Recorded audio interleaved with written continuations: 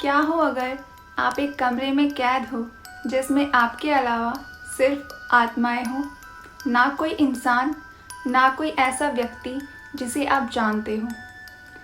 ऐसा आज कबीर के साथ होने वाला है। Hello guys, welcome to my YouTube channel. मेरा नाम है प्रिया और मैं लेकर आई हूँ रूम नंबर 13 की हॉरर स्टोरी का पार्ट 2।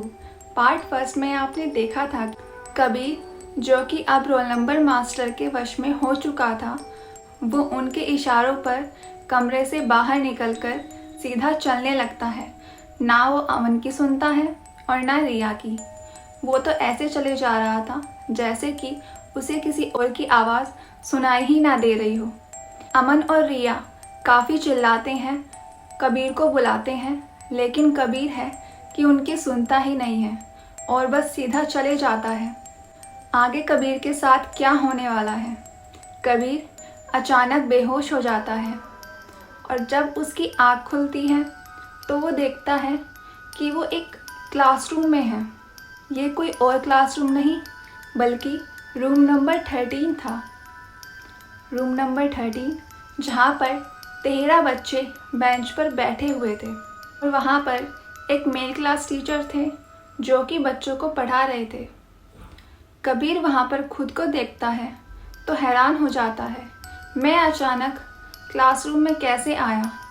यहाँ पर ये सारे बच्चे ऐसे शांत और चुपचाप बैठे हुए थे जैसे कि उनमें कोई जान ही ना हो। उनका चेहरा बिल्कुल मुरझाया हुआ और वो शांति से बैठकर क्लास टीचर की बातें सुन रहे थे।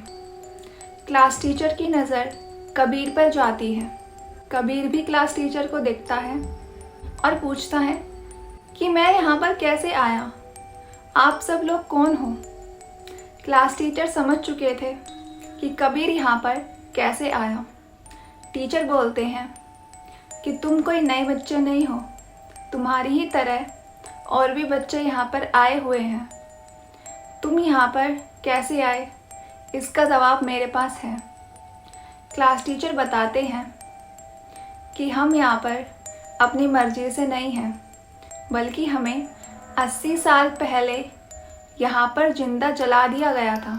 जलाने वाली बात सुनकर कबीर हैरान हो जाता है। आप सब लोग को जलाया गया, लेकिन आप सब तो शांति से बैठे हुए हैं, बिल्कुल नॉर्मल इंसान की तरह। तब टीचर बोलते हैं कि हम इंसान नहीं हैं, हम आत्माएं हैं और यहाँ पर कैसे आई उसकी बात, उसकी कहानी मैं तुम्हें बताता हूँ। 80 साल पहले की बात है। हमें इस क्लासरूम में बंद कर दिया गया था, ये कहकर कि स्कूल में इंस्पेक्शन करने आ रहे हैं। इंस्पेक्शन करने आ रहे हैं तो हमें बंद करने की क्या ज़रूरत थी? हमें छुपाने की ज़रूरत थोड़ी ना थी। लेकिन 13 बच्चों के साथ मुझे इस कमरे में बंद कर दिया गया। इस रूम को लॉक लगाकर इसके डोर के नीचे से पेट्रोल डालकर आग लगा दी गई। पूरे कमरे में आग लग चुकी थी। ये सुनकर कबीर अपने आसपास देखता है। उस कमरे की दीवारें बिल्कुल ऐसी लग रही थी जैसे कि इसे कई सालों पहले जलाया गया हो, बिल्कुल काली। और ये सब बच्चे भी इंसान नहीं थे। कबीर बोलता है, फिर मैं यहाँ पर कैसे आया? टीचर बोलते हैं, हर साल एक न एक बच्चे की बलि दी जाती है और इस बार वो बच्चा तुम हो। तुम्हारी बलि दी जाएगी और तुम भी हमारी तरह यहाँ पर कैद हो जाओगे। कबीर पूछता है कि आप सब लोगों को जलाया क्यों गया? टीचर बोलते हैं, इसका कारण मुझे पता है। हम सबको प्रिंसिपल ने जलाया था। प्रिंसिपल हर साल किसी ना किसी की बलि देते हैं और उस बलि के लिए यहाँ पर सभी बच्चों को जलाया गया था और उनके साथ मैं भी था। 80 साल पहले की बात है। उस टाइम पर ये स्कूल बन रहा था। स्कूल बनाने के लिए ज़मीन खोदी जाती है, तभी नीचे से कुछ ऐसी चीज़ें मिलती हैं जिसे देखकर पंडित जी साफ मना कर देते हैं कि यहाँ पर स्कूल बनाना ठीक नहीं। इस ज़मीन के नीचे कुछ काली शक्तियाँ दबी हुई हैं और अगर वो बाहर आ गई तो ये आपके लिए ही हानिकारक होगी। पंडित जी ये कहकर वहाँ से चले जाते हैं, लेकिन तभी लालची प्रिंसिपल एक तांत्रिक को लेकर आता है और वो तांत्रिक बताता है कि ये शक्ति बहुत बड़ी है, ये काली शक्ति ज़रूर है, लेकिन अगर इसको कुछ ना कुछ बदले में दिया जाए तो ये आपको धनवान बना देगी। जो भी आप चाहेंगे, जो भी आपकी इच्छा होगी, वो ये शक्ति पूरी कर देगी। बस यही सुनकर प्रिंसिपल और लालच में आ जाता है और ये सौदा करने के लिए तैयार हो जाता है। बस उसी के बाद से ही प्रिंसिपल हर साल उस काली शक्ति को किसी ना किसी बच्चे की बलि देता आ रहा है और बदले में उसे क्या चाहिए? उसने मांगी धन दौलत और एक लंबी उम्र जिसमें वो कभी बूढ़ा ही ना हो। कबीर बोलता है कि तभी ये प्रिंसिपल अभी तक इतना जवान है। टीचर बोलता है बिल्कुल सही, क्योंकि इस प्रिंसिपल की उम्र वैसे तो काफ़ी बड़ी है, लेकिन ये इस काली शक्ति की वजह से अभी तक जवान है और एक लंबी उम्र जीना चाहता है अपनी धन दौलत के साथ। कबीर टीचर से सवाल पूछ ही रहा था, लेकिन तभी क्लास के कॉर्नर में एक काली सी परछाई आ जाती है। सब उसे देखकर डर जाते हैं, बच्चे कांपने लगते हैं और क्लास टीचर वहीं पर चुप हो चुके थे। कबीर पूछता है कि ये कौन है? तभी टीचर बोलते हैं कि ये वही है, डेली रात को अटेंडेंस लेते हैं। जैसे ही वो काली शक्ति आ चुकी थी, पता नहीं अचानक कबीर को क्या होता है और वो वहीं पर बेहोश हो जाता है। कुछ टाइम बाद कबीर की आँख खुलती है।